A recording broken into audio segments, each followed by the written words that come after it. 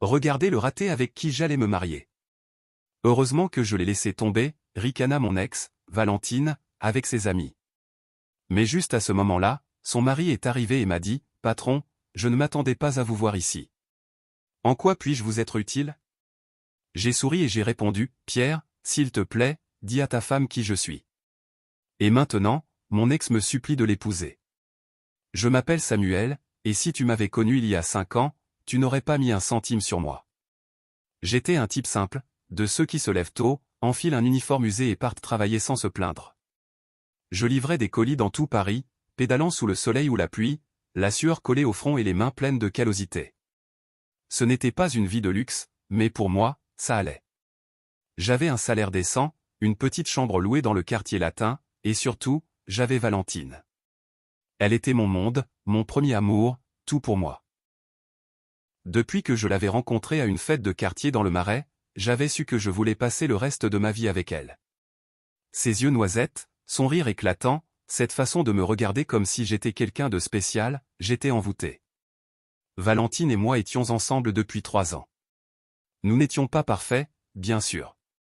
Parfois, nous nous disputions pour des broutilles, comme la couleur des murs du salon ou le fait que nous ne sortions pas assez souvent. Mais je l'aimais de tout mon être. Je travaillais dur pour économiser parce que je voulais lui offrir une vie meilleure. J'avais même acheté une petite bague, de celles qui ne brillent pas beaucoup, mais qui signifient tout. J'allais la demander en mariage. J'avais tout planifié, un dîner simple à la maison, quelques bougies, et moi, à genoux, lui disant quel était mon avenir. Mais je n'ai jamais pu le faire. Tout s'est effondré un mardi après-midi. J'avais terminé mon service plus tôt et j'avais décidé de passer chez elle pour lui faire une surprise. Je portais une fleur que j'avais trouvée en chemin, une de ces fleurs qui poussent entre les fissures du trottoir. Quand je suis arrivé, je l'ai vue assise, le visage que je n'oublierai jamais. Elle était sérieuse, les bras croisés, comme si elle avait déjà pris une décision. Je me suis approché en souriant, mais elle ne m'a pas rendu mon sourire. « Samuel, il faut qu'on parle » a-t-elle dit, sa voix froide, comme si j'étais un étranger. « Qu'est-ce qui se passe, Val » ai-je demandé, la fleur toujours à la main. Elle s'est levée et m'a regardé de haut en bas. Je portais mes vêtements de travail, un vieux t-shirt, un pantalon couvert de poussière et des baskets déchirées à la pointe. Je suppose que je n'étais pas l'homme le plus élégant du monde à ce moment-là, mais je n'aurais jamais pensé que ça lui importerait autant. « Je ne peux plus continuer comme ça » a-t-elle déclaré. « Ça ne mène nulle part. »« Toi, tu ne vas nulle part. »« De quoi tu parles ?» Mon cœur a commencé à battre plus vite, comme s'il savait ce qui allait arriver. « Samuel, regarde-toi. Tu es un livreur. Qu'est-ce que tu vas me donner? Une vie à courir derrière des colis? Moi, je veux plus. Je veux voyager, je veux de beaux vêtements, je veux une grande maison. Et toi, tu ne peux pas me l'offrir. Tu ne seras jamais personne dans la vie. » Ces mots m'ont frappé comme un coup de poing dans l'estomac. J'ai essayé de répondre, mais ma gorge s'est nouée. J'ai seulement réussi à balbutier quelque chose comme « Val, je travaille pour qu'on soit bien.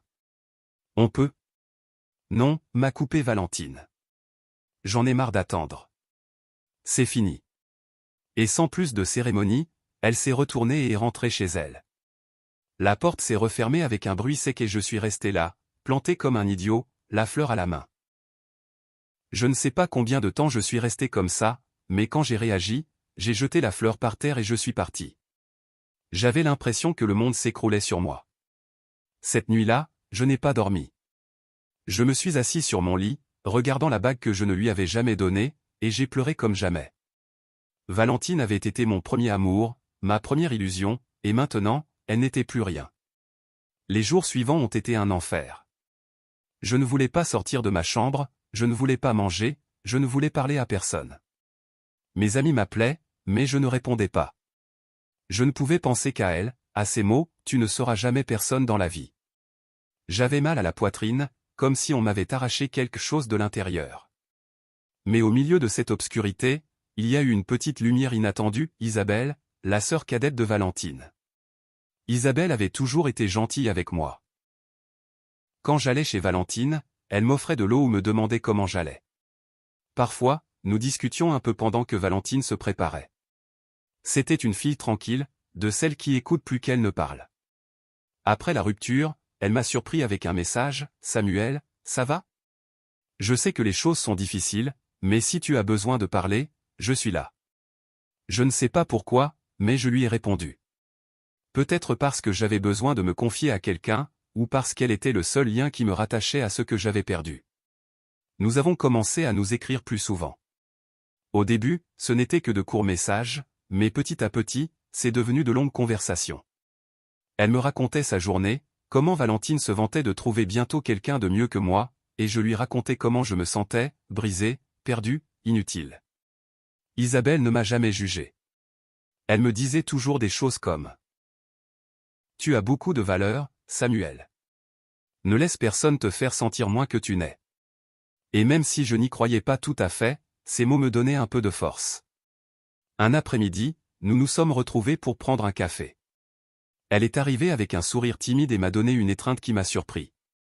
Nous nous sommes assis dans un petit café sympa du Vieux-Lyon, avec des tables en bois et des tasses de café au lait mousseux, et nous avons parlé pendant des heures. Je lui ai raconté l'histoire de la bague, de mes projets avec Valentine, et elle m'a écouté avec ses grands yeux qui semblaient tout comprendre. « Ma sœur est idiote, Samuel, a-t-elle dit à la fin. Elle ne sait pas ce qu'elle a perdu. Mais toi, ne reste pas là. Si elle ne te valorise pas, prouve-lui, et au monde entier, de quoi tu es capable. » Ces mots m'ont marqué. Je ne sais pas si c'était la façon dont elle les a dit, ou si c'était parce qu'au fond, je voulais aussi me prouver quelque chose à moi-même, mais quelque chose a changé ce jour-là. Quand je suis retourné dans ma chambre, j'ai regardé la bague une dernière fois. Je l'ai rangée dans une boîte et je me suis dit, c'est fini. Je vais m'en sortir, coûte que coûte. Les mois suivants ont été un tourbillon de travail et d'efforts. J'ai arrêté de sortir avec mes amis, j'ai arrêté de perdre mon temps dans des choses qui n'avaient pas d'importance. Je me suis mis à lire sur les affaires, à chercher des moyens de gagner plus d'argent. J'ai trouvé un deuxième emploi le soir, en livrant des repas à domicile. J'économisais chaque euro que je pouvais. Je dormais peu, je mangeais juste ce qu'il fallait, mais je m'en fichais. J'avais un feu à l'intérieur qui ne me laissait pas m'arrêter. Je voulais prouver à Valentine qu'elle s'était trompée, mais plus que cela, je voulais me prouver à moi-même que je n'étais pas un raté. 1 an plus tard, j'ai fait le premier grand pas. J'ai abandonné les livraisons et j'ai ouvert une petite entreprise avec mes économies. C'était un magasin de pièces détachées pour moto, quelque chose de simple, mais avec du potentiel. Ça marchait bien et j'ai commencé à réinvestir tout ce que je gagnais. J'ai embauché quelques jeunes pour m'aider et en 2 ans, le petit magasin est devenu un distributeur. Puis j'en ai ouvert un autre, et un autre. Je me suis lancé dans l'import-export, j'ai appris à négocier, à évoluer parmi les gens riches. Ce n'était pas facile. Il y a eu des nuits où j'ai pensé abandonner, mais chaque fois que je doutais, je me souvenais de la voix de Valentine, « Tu ne seras jamais personne. » Et cela me poussait à continuer. 4 ans plus tard, j'avais réussi. J'étais multimillionnaire. J'avais plusieurs entreprises, des employés qui dépendaient de moi, une grande maison dans un beau quartier de Neuilly-sur-Seine. J'avais troqué mes vieux vêtements contre des costumes sur mesure, ma bicyclette contre une voiture de luxe. Mais je n'étais pas complètement heureux. J'avais gagné de l'argent, oui, mais j'avais perdu beaucoup en chemin, des amis, du temps, des rires. J'étais devenu un homme sérieux, solitaire. Je ne voulais pas de relations, je ne voulais pas de distraction. Seule Isabelle faisait toujours partie de ma vie. Nous nous voyions de temps en temps et elle me disait toujours à quel point elle était fière de moi. C'était mon amie, mon point d'ancrage. Et puis, l'invitation qui allait tout changer est arrivée. Isabelle m'a écrit un jour, « Samuel, je me marie dans quelques semaines. J'aimerais beaucoup que tu viennes au mariage. Tu es important pour moi. » Je n'ai pas pu dire non. Elle avait été là pour moi dans mes pires moments. Alors j'ai accepté. Je n'imaginais pas que ce jour-là, à ce mariage, mon passé et mon présent se rencontreraient d'une manière que même dans mes rêves les plus fous, je n'aurais pu anticiper. Le jour du mariage d'Isabelle s'est levé ensoleillé, avec un ciel si bleu qu'il semblait sorti d'une carte postale. Je me suis levé tôt, comme toujours, mais cette fois, ce n'était pas pour travailler. Je me suis regardé dans le miroir en enfilant mon impeccable costume noir, fait sur mesure par un tailleur qui me coûtait plus cher pour une chemise que ce que je gagnais en un mois quand j'étais livreur. Je me suis peigné avec soin, j'ai mis un peu d'eau de Cologne coûteuse, et je me suis vu différent. Je n'étais plus le Samuel d'avant, celui qui pédalait la tête baissée. J'étais quelqu'un de nouveau, quelqu'un qui avait bâti quelque chose de grand de ses propres mains, et ce jour-là, pour la première fois depuis longtemps, j'allais laisser le monde le voir. Isabelle m'avait dit que le mariage aurait lieu dans un salon élégant, l'un de ces endroits avec des lustres en cristal et des serveurs en cravate. Son fiancé, un certain Antoine, était expert comptable et venait d'une famille aisée de Bordeaux. Ils n'étaient pas multimillionnaires comme moi, mais ils avaient de la classe. En conduisant ma voiture, une BMW noire qui sentait encore le neuf, j'ai pensé à quel point tout cela était étrange. Il y a des années, je n'aurais pas ma place dans un tel endroit. Maintenant, non seulement j'y avais ma place, mais je pouvais acheter le salon entier si je voulais. Je suis arrivé sur place et je me suis garé. Avant de descendre, j'ai pris une grande inspiration. Je n'étais pas nerveux pour le mariage en soi, mais parce que je savais qu'il y avait une chance, même minime, de croiser Valentine. Isabelle m'avait dit que sa sœur serait là, déjà mariée à un type qui, selon elle, lui offrait la vie qu'elle voulait. Je ne savais pas grand-chose de lui, seulement qu'il travaillait dans une grande entreprise et que Valentine le mettait en avant comme un trophée. L'idée de la voir me retournait l'estomac, mais cela allumait aussi quelque chose en moi. Si je la voyais, je n'allais pas être le Samuel faible qu'elle se souvenait. J'allais être l'homme qu'elle n'avait jamais cru que je pouvais être. Je suis entré dans le salon d'un pas ferme. La réception était pleine de gens bien habillés, discutant avec des coupes de champagne à la main. J'ai vu Isabelle de loin, radieuse dans sa robe blanche, saluant les invités.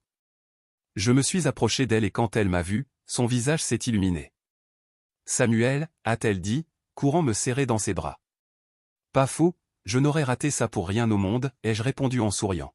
« Tu es magnifique, Isa. » Elle a rougi un peu et m'a présenté à Antoine, son époux. C'était un homme grand, avec un sourire facile, et il m'a donné une poignée de main ferme. « Isabelle m'a beaucoup parlé de vous » a-t-il dit. « Merci d'être venu, mon cher. Nous avons discuté un peu et tout se passait bien. » La cérémonie était terminée et c'était maintenant le moment du banquet et de la fête. Je me suis assis à une table avec quelques connaissances d'Isabelle. J'ai mangé un peu et j'ai même ri à quelques blagues pas très drôles. Pendant un instant, j'ai pensé que Valentine ne viendrait peut-être pas. Mais alors, je l'ai vue.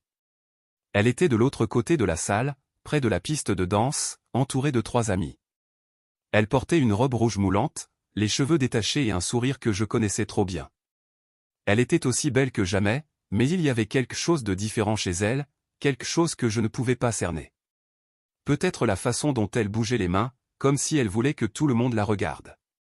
Ses amis riaient fort et elle semblait être la reine du groupe. Elle ne m'avait pas encore vu, alors je suis resté à l'observer depuis ma table, le cœur battant un peu plus vite que je ne voulais l'admettre. Je n'avais pas l'intention de l'approcher.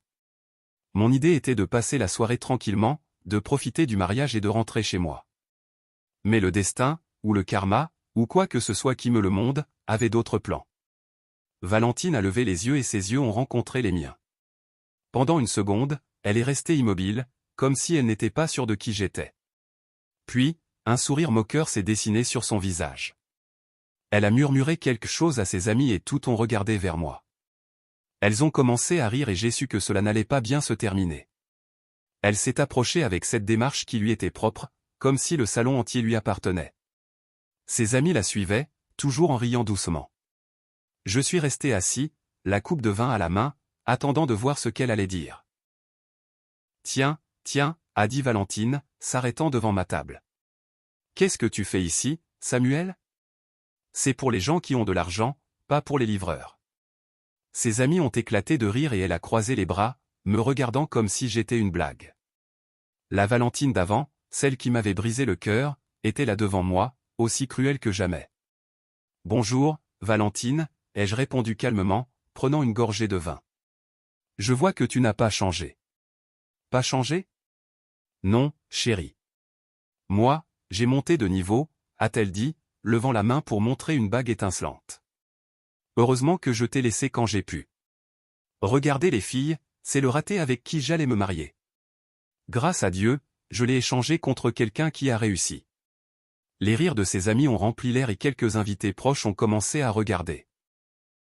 J'ai senti une chaleur monter le long de mon cou, mais ce n'était pas de la honte, c'était autre chose, quelque chose que j'avais gardé pendant des années. J'allais lui répondre, lui dire quelque chose qui la ferait taire une fois pour toutes, mais ce n'était pas nécessaire. À ce moment-là, un homme s'est approché du fond du salon. Il était grand, les cheveux courts et un costume gris qui lui allait un peu grand. Il portait 2 verres à la main, comme s'il était allé chercher des boissons pour lui et pour elle. « Valentine, a-t-il dit. Regarde, mon amour.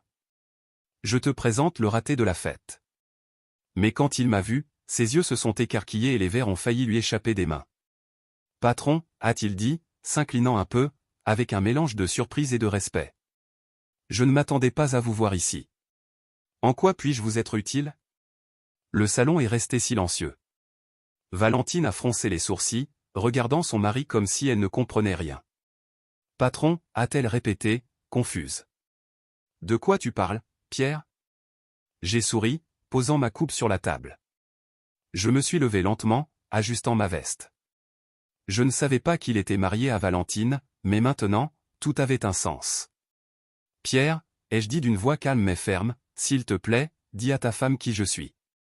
Il a dégluti nerveusement et s'est tourné vers Valentine. Elle le regardait avec un mélange d'incrédulité et de colère, comme si c'était une mauvaise blague. Valentine, c'est Samuel Dubois, a dit Pierre, la voix un peu tremblante. C'est le propriétaire de l'entreprise où je travaille. C'est un multimillionnaire. Il a plusieurs entreprises, des maisons, des voitures. C'est mon patron. Le silence qui a suivi était si lourd que je pouvais presque le toucher. Les amis de Valentine ont cessé de rire. Elle est restée figée, la bouche entr'ouverte, comme si les mots de Pierre ne lui parvenaient pas. J'ai croisé les bras, savourant chaque seconde de sa confusion. Quoi, a-t-elle dit enfin, d'une voix à peine audible. Samuel? Toi. C'est ça, ai-je répondu, haussant les épaules. Le livreur qui n'allait jamais être personne a maintenant plus d'argent que tu ne pourrais en dépenser en 10 vies. C'est curieux comme les choses changent, n'est-ce pas? Le visage de Valentine est passé du blanc au rouge en quelques secondes. Ses amis se sont regardés entre elles, mal à l'aise, et ont commencé à reculer, comme si elles voulaient disparaître. Pierre, le pauvre, ne savait plus où se mettre. Mais je n'avais pas fini. Après tout ce qu'elle m'avait fait, ce n'était que le début. Je pensais que tu avais monté de niveau, Valentine, ai-je dit, désignant Pierre d'un geste. Mais il semble que tu sois toujours aussi aveugle. Qu'est-il arrivé à cette vie de luxe que tu voulais tant?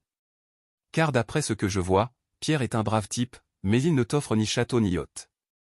Elle a ouvert la bouche pour répondre, mais rien n'est sorti.